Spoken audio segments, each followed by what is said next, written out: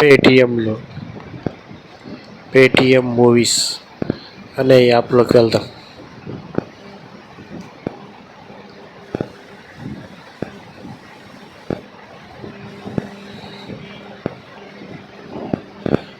ఈ Paytm movies అనే యాప్లో కంగువా అనే మూవీ ఈరోజు రిలీజ్ అయింది.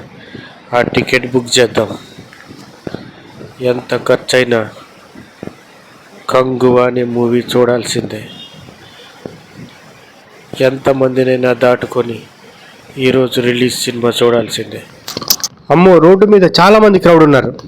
ఇంతమంది క్రౌడ్ని దాటుకొని సినిమాకి వెళ్ళటం ఇప్పట్లో సాధ్యం కాదు. అయినా ఇంతమంది క్రౌడ్ ఎప్పుడు పుట్టారబ్బా? నేను ఇట్టించి వచ్చేప్పుడు లేరే, అప్పుడే ఇంతమంది పుట్టారా? ఇంతమంది జనాభా ఎలా పుట్టారో తెలుసుకోవడానికి గూగుల్లోకి వెళ్ళి లైవ్లో వరల్డ్ ఓ మీటర్లోకి అనే వెబ్సైట్లోకి వెళ్ళాను.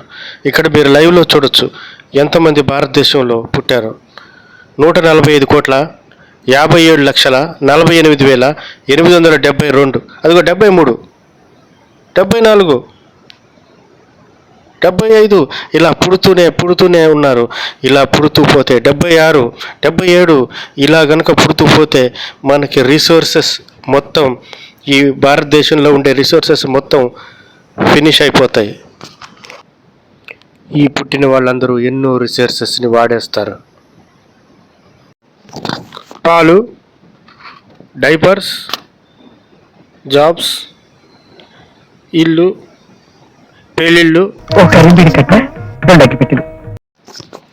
ఇక్కడే ఇంత జనాభా ఉన్నారంటే ఇక మన సూర్య నటించిన కంగువా అనే సినిమాకి వెళ్తున్నాం. ఆ థియేటర్లో ఇంకెంతమంది క్రౌడ్ ఉంటారో లేదో, అసలు థియేటర్లోకి వెళ్ళగలమో లేదో నాకు తలుచుకుంటూనే చాలా టెన్షన్గా ఉంది. అయినా సరే పర్వాలేదులే, మనది రిజర్వేషన్ చేయించాం కదా, పర్వాలేదు. కానీ ఏదేమైనా ఇంతమంది పబ్లిక్ని దాటుకొని థియేటర్లో ఎలా ఉంటుందో ఏంటో చాలా ఎగ్జైటింగ్గా ఉంది. చాలా కష్టాలు కూర్చి థియేటర్లోకి అడుగుపెట్టాం. ఇదేంటి థియేటర్లో ఎవరు లేడంటే, చూశారు కదా, థియేటర్లో ఒక్క మనిషి కూడా లేడు. నేను తప్ప థియేటర్ అంతా ఖాళీగా ఉంది. ఒక రకరకాలుగా ఉంది. ఈ థియేటర్లో నేను ఒక్కడనే కూర్చొని సినిమా చూడాల్సి వస్తుందేమో అని ఒక రవ్వ భయంగా కూడా ఉంది. అయినా పర్వాలేదులే, ఎవరో ఒకళ్ళు వస్తారని ఆశతో ఎదురు చూద్దాం. అయినా ఇంటర్వెల్లోనైనా వస్తారేమో చూద్దాం.